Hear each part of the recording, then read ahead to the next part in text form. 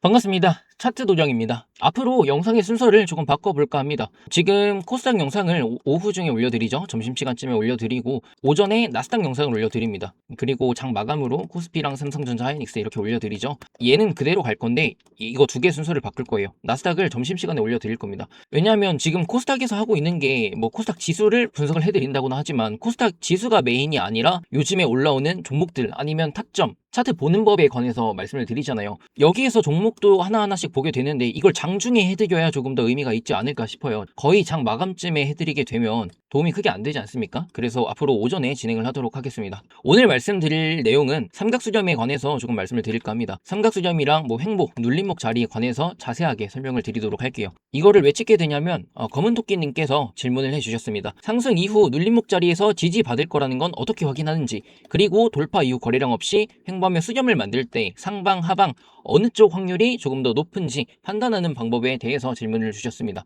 먼저 눌림목 자리에 관해서 말씀을 드리도록 할게요. 눌림목 자리, 제가 어제 영상에서 말씀드린 SPG 기억하시나요? 영상을 보여드릴게요. 어제 코스닥 영상 2분 41초 구간에서 저는 로봇 쪽이 아직도 상당히 괜찮아 보입니다 라고 말씀을 드렸고요. 로봇 쪽이 상당히 괜찮아 보입니다. SPG 같은 경우에도 자 102,000원 저항이었죠? 여기 SPG를 예시로 들어드렸죠. 이게 누가 봐도 저항이잖아요. 여기에서도 지지를 받았으니까 올라갈 때 저항이 된다고 말씀을 드리는 겁니다. 그런데 저항 구간 한 번에 돌파를 해주고 지금 어디에서 놀고 있습니까? 저항이었던 구간에서 놀고 있죠. 이전에는 지지였잖아요. 지금도 돌파하고서 내려와서 지지 라인으로 작용을 해주는 겁니다. 눌림목 매매 같은 건 이런 걸 말씀을 드리는 거예요. 바닥에서 빠르게 시세 분출해주고 메인 저항 구간까지 도달한 이후에 이 구간에서 안착을 하는지 이해하셨나요? 메인 저항을 이 구간이라고 잡을 수 있다라고 말씀을 드렸죠. 왜냐하면 올라갈 때도 저항을 맞았고 내려올 때마다 지지를 받았던 구간이지 않습니까? 그러면 이 구간이 지금 상방으로 가기 위한 변곡점이라고 할 수가 있는 거예요. 이 구간을 돌파해줘야 올라갈 수가 있는 거고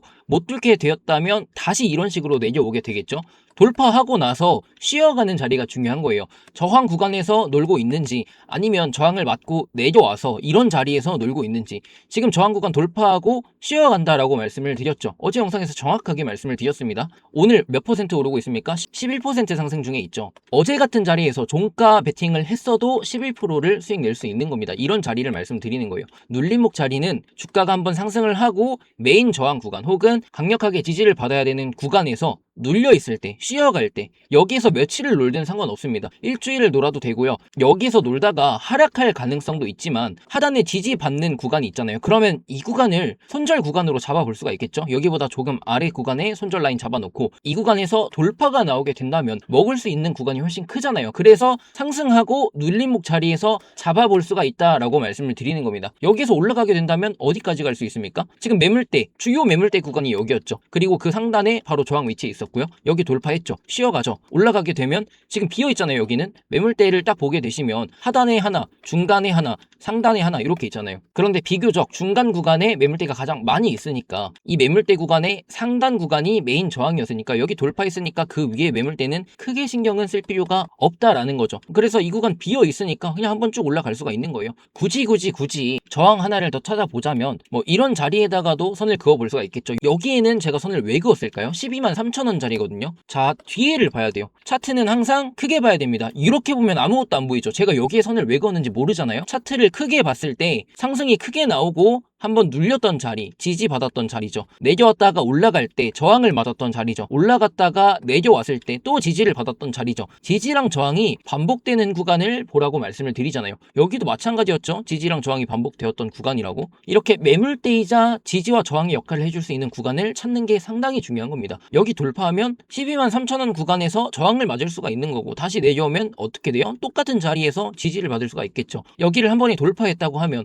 눌리는 자리는 또 어디가 되겠어요? 이 자리가 되겠죠. 123,000원. 이런 식으로 주가는 한 번에 올라가지는 않아요. 강하게 올라가더라도 언젠간 눌리는 자리가 발생합니다. 그 자리를 찾는 게 눌림목 매매의 핵심인 거예요. 스윙 매매의 핵심이자 눌림목의 핵심이라고 할 수가 있는 겁니다. 뭐 이놈 차트쟁이네 뭐네 삼성전자 하이닉스만 보네. 결국에는 맞잖아요. 이런 자리, 눌리는 자리 찾아 드렸잖아요. 지금 예시로 들어드리기가 가장 좋은 종목입니다. 그리고 다음은 삼각수렴에 관해서 좀 말씀을 드리도록 하겠습니다. 수렴 같은 경우에는 솔직히 저도 어려워요. 수렴을 정확하게 알려면 결국에는 이 파동이라는 걸 알아야 합니다. 파동 이론에서 삼각수렴은 두 가지로 분류가 돼요. 첫 번째, 제한 삼각수렴, 두 번째, 무제한 삼각수렴으로 나뉘게 됩니다. 제한 삼각수렴은 무엇이냐? 이렇게 삼각형을 만들었다고 했을 때 주가가 수렴하면서 A, B, C, D, E 이렇게 수렴하게 되고 이 내부 파동은 전부 다 3으로 카운팅이 됩니다. ABC, ABC, ABC, ABC 뭐 이런 식으로 카운팅이 된다는 거예요. 하고서 어떻게 돼요? 2로 마감된 부분에 반대 방향으로 분출을 해요. 그리고 웬만해서는 이 추세선에 대한 이탈이 거의 없습니다. 이탈이 나올 수 있는 부분이 저는 C랑 E라고 생각을 하거든요. 이 구간에서 어느 정도 튀어나올 수는 있습니다.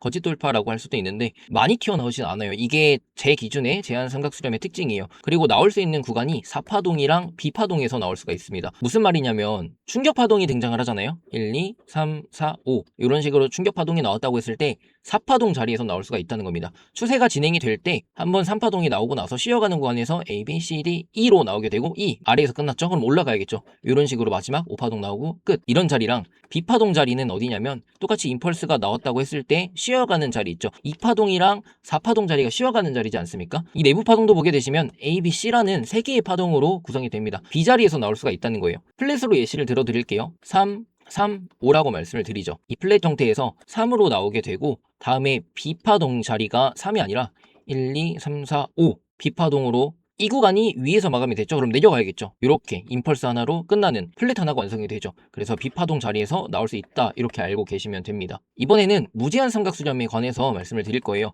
무제한 삼각수렴 같은 경우에는 그냥 쉽게 무제한이라고 생각을 하시면 됩니다. 수렴이 끝까지 발생하는 경우가 많아요. 진짜 끝까지 이어질 수가 있습니다. 왜 이렇게 되냐면 이 파동 자리에서도 삼각수렴이 등장할 수가 있습니다. 무제한 삼각수렴이 등장 가능한 자리가 W, X, Y, O, E, C 이런 자리에서 등장을 할 수가 있어요. 마지막 자리 혹은 뭐 연결부 자리. W, X, Y 같은 경우에는 복합조정이라고 하죠. W가 플랫으로 나왔다고 했을 때 이 다음에 무제한 삼각수렴이 나오게 되는 거예요.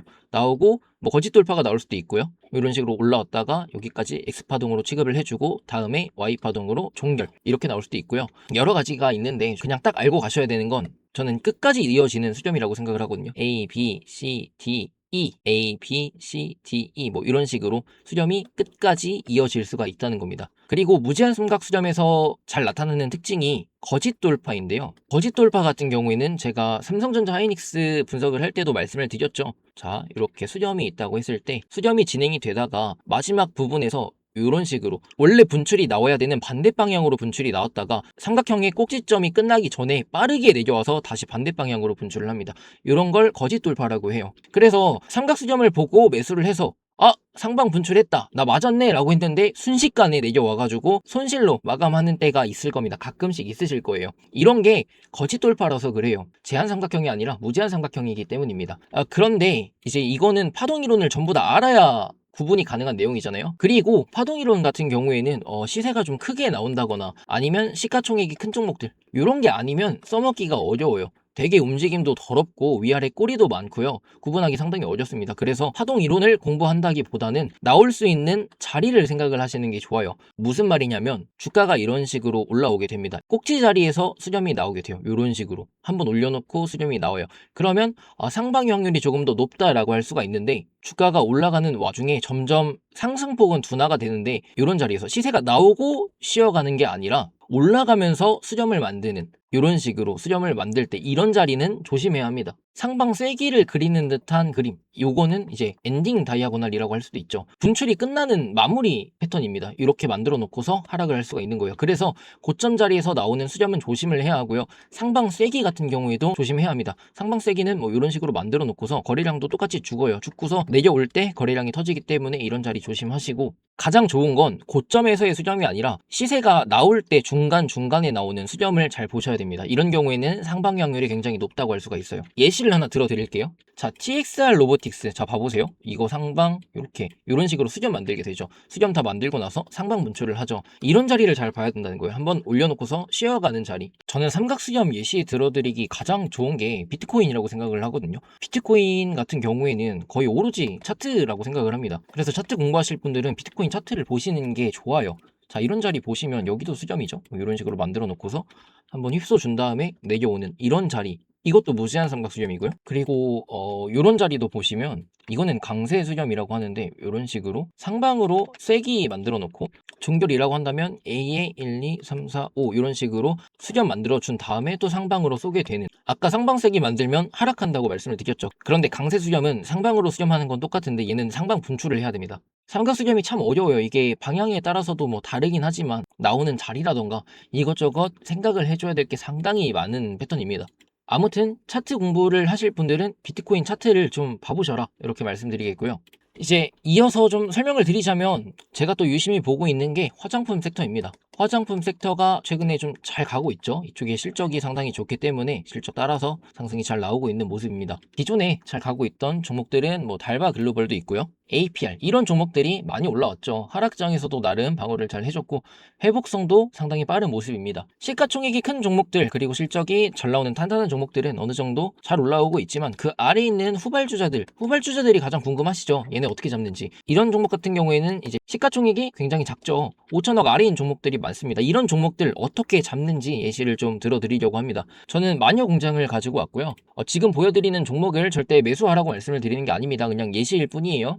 제가 예전에 시가총액 작은 거 보지 말라고 말씀을 드렸죠. 5천억 이상인 종목들을 보는 게 좋다. 그런데 뜬금없이 이걸 왜 가져왔느냐? 2,900억 밖에 안 됩니다. 이제 작은 종목을 해도 되는 경우가 있습니다. 조건이 어떻게 되냐면 거래 대금이 많이 터지는 종목, 그리고 재료가 괜찮은 종목들, 그리고 전체 섹터의 흐름을 타고 가고 있는지, 개별 이슈가 아니라 섹터 전체에 수급이 들어오고 있는지 이런 것들을 보셔야 되는데 최근에 화장품 섹터가 잘 가고 있으니까 전체적으로 수급이 들어온다고 하면 저는 시가총액 5천억 아래인 종목들도 봐도 된다고 생각합니다. 그런데 여기서도 조건이 있어요. 2천억 이상 3천억 사이 이 종목들을 보셔야 됩니다.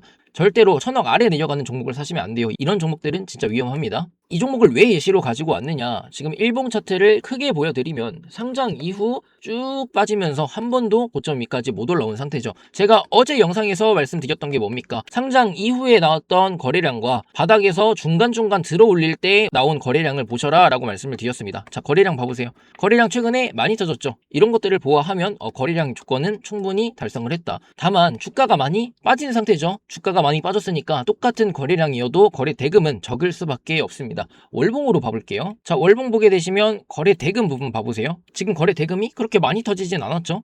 끽해봐야 중간에 올랐던 요 정도 구간까지는 올라온 것 같습니다. 하지만 뭐 상장 때 나왔던 거래량 그리고 그 이후에 들어 올릴 때 나왔던 거래 대금만큼은 나오지 않았죠. 지금 자리에서는 거래량의 조건만 달성을 했다고 볼 수가 있어요. 그러면 거래량이 훨씬 더 많이 터져야겠다가 결론이겠죠. 수급은 요 정도 보시면 되고요. 차트상으로 봤을 때 자, 지금 저항 막히고 있는 구간 굉장히 지저분하게 움직이죠. 그래서 시가총액 작은 종목은 웬만하면 쳐다보지 마셔라 라고 말씀을 드리는 건데, 자, 이평선들 봐보세요. 이평선 어느 정도 수렴이 되어 있죠. 얘네들이 거의 다 밀집하면서 모여 있습니다. 그리고 지금 자리를 보게 되시면 17,940원에 위치하고 있는데 장기 이평선을 전부 다 뚫어준 상태입니다. 제가 지지와 저항 역할을 가장 많이 하는 이평선이 480, 360, 240 이평선이라고 말씀을 드렸습니다. 검은색, 노란색, 보라색 이평선을 봐주시면 돼요. 지금 최종 480 이평선까지 돌파를 했기 때문에 추세를 전환하기 위한 어느 정도 조건은 만족했다고 볼 수가 있겠죠. 여기에서 눌리더라도 장기 이평 위에서만 놀게 되면 단기 이평선은 빠르게 올라올 것이니까 정배열을 만들 수가 있다는 겁니다. 이평선도 나름 체크를 했고, 자, 이제 차트를 다시 크게 보도록 합시다. 자, 크게 봤을 때 지금 지지와 저항이 반복되었던 구간이 어디입니까? 18,100원 정도 자리에 저항이 위치하고 있죠. 최근 들어서 3번이나 돌파를 못해준 모습입니다. 앞으로 돌아가 봅시다. 지지받았던 구간, 저항 맞았던 구간이 21,000원이죠. 그런데 아래로 튀어나오고 위로 튀어나온 구간도 나름 많습니다. 이 구간 하나 체크를 해두시고, 그리고 더 앞으로 가봅시다. 여기 21,000원 부근에서 계속해서 지지받았던 걸 볼 수가 있죠. 내려오면서 최종 지지받았던 자리가 18,100원입니다. 여기 지지받고 한번 들어 올렸죠. 3만원 부근대까지. 그래서 저는 18,100원부터 21,000원대까지 크게 저항 라인으로 잡은 거예요. 여기가 저항 라인이자 매물대 구간이라고 할 수가 있습니다. 그리고 눈에 보이는 최하단의 매물대 자리, 이 구간을 현재 돌파한 상태죠. 매집했던 자리의 매물대는 돌파를 해줬고, 이제 상단에 물린 자리의 매물대 돌파하는 것이 문제인데, 여기까지 뭐 한 번에 들어 올려줄 수도 있지만 어느 정도 이제 시간이 걸릴 겁니다. 상단 매물을 이제 소화하는 시간이 필요한 거예요. 그러면 이 자리를 돌파하는 것을 기준으로 했을 때는 어떤 게 됩니까? 돌파 매매가 가능하겠죠. 화장품 섹터에 수급이 들어오고 대장주들이 몇 번 더 치고 올리게 된다면 이런 종목들은 어떻게 가냐면 굉장히 빠르게 올라가요. 이런 식으로 올라간다는 겁니다. 눌렸다가 올라갔다가 반복하면서 이 자리를 전부 다 먹기는 아무래도 어려워요. 버틸 수 있는 분이 그렇게 많지는 않을 겁니다. 다만 버틸 수 있다면 뭐 이런 것도 돌파 매매로 시도를 해볼 수가 있다라고 말씀을 드리는 거죠. 정리를 해드리자면 시가총액이 작은 종목들은 거래 대금이 터지는지 보셔야 된다. 그리고 돌파해줘야 되는 자리를 돌파했는지 혹은 저항 자리 위치를 하고 있는지, 지금도 이 자리 돌파 못하면 다시 내려온다고 할 수가 있겠죠. 그러면 이런 식으로 추세선을 그어서 상승 추세를 이탈하지 않고 다시 한번 지지를 받는지 확인을 하셔야 됩니다. 그러면 또 생각해 볼 수 있는 게 눌림목 매매도 가능하다는 말이 되는 겁니다. 눌렸을 때 받고 돌파했을 때도 받을 수가 있고 두 가지가 다 가능한 구간이 되겠죠. 그리고 마지막으로 확인을 해야 되는 게 섹터 전체에 수급이 들어오는지 확인하셔야 된다. 이렇게 마무리를 해드리도록 하겠습니다. 그리고 마지막으로 지수 체크하도록 하겠습니다. 제가 말씀드렸던 저항 자리 850포인트고요. 이 구간 넘기지 못했죠. 현재 854포인트에 위치하고 있지만 오늘 꼬리 길게 달면서 내려온 모습입니다. 못 뚫었다면 다시 내려와서 지지받을 수 있는 구간이 780포인트 정도가 되겠고요. 이 구간의 지지를 확인해 보셔야 될 것 같습니다. 가장 좋은 그림은 어쨌든 850포인트를 뚫고 900포인트 선에서 노는 게 가장 좋다고 말씀을 드렸죠. 지수 신경 쓰시면서 전체적으로 종목들 어떻게 흘러가는지 지켜보시면 좋겠고요. 현재 외국인이 코스닥을 매도하고 있네요. 거래 대금이 많이 줄어든 모습이지만 코스닥에서는 코스피 대비 상당히 많은 외국인 매도세가 출현 중에 있습니다. 이 점 유의하시면서 매매하시면 좋겠고요. 저는 오후에 나스닥 영상으로 찾아뵙도록 하겠습니다. 시청해주셔서 감사합니다.